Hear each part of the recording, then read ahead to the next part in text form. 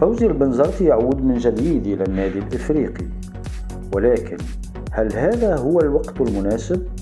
وهل يستطيع فعلا فرض أسلوبه في ظل تدخلات فيرجي تشامبرز الذي أصبح يسيطر على كل شبر داخل النادي؟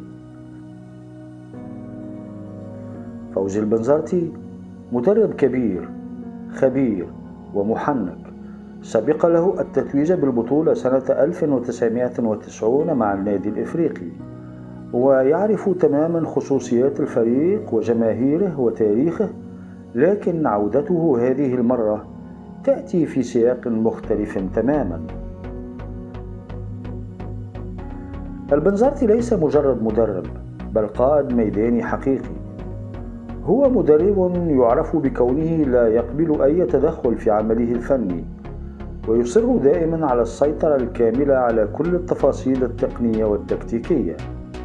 يرفض بشكل قاطع أن يملى عليه أي قرار أو يفرض عليه لاعب أو خطة. بالنسبة له الملعب خط أحمر، والقرارات الفنية حكر عليه وحده. لكن هنا يكمن الخطر الحقيقي. فيرجي تشامبرز الداعم المالي الأول للنادي أصبح يتدخل في كل صغيرة وكبيرة، يمارس نفوذه داخل الإدارة، في التعاقدات، في التعيينات، وحتى في الكواليس.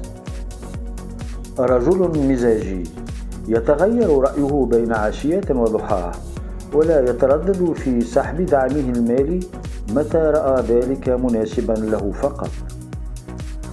وما يزيد من تعقيد الوضع أنه كان الداعم الأساسي للرئيس السابق قبل أن ينقلب عليه فجأة ويستعمل نفوذه لإبعاده، وهذا ما حصل بالفعل دون مبررات واضحة، فقط لأنه قرر ذلك.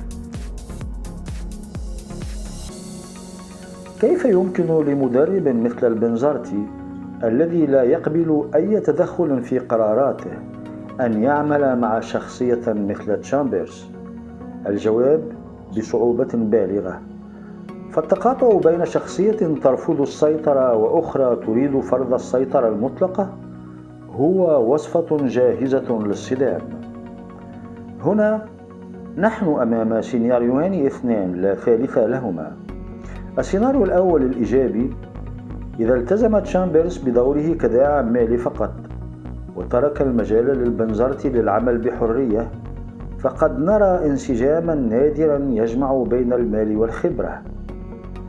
أما السيناريو الثاني وهو سيناريو كارثي: إذا استمر تشامبرز في التدخل وفرض توجهاته على الميدان، فإن الانفجار سيكون مسألة وقت، والبنزرتي لن يقبل أبدا أن يدار كموظف تحت وصاية رجل أعمال.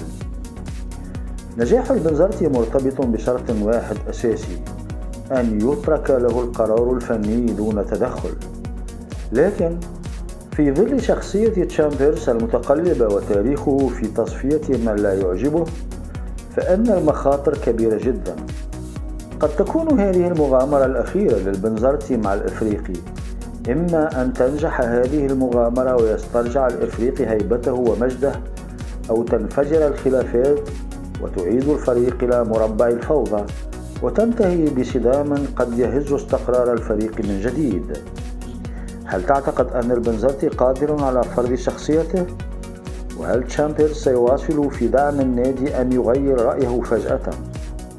شاركنا رأيك في التعليقات، ولا تنسى الاشتراك في فودكاست لمتابعة آخر تطورات الكرة التونسية لحظة بلحظة. إلى اللقاء.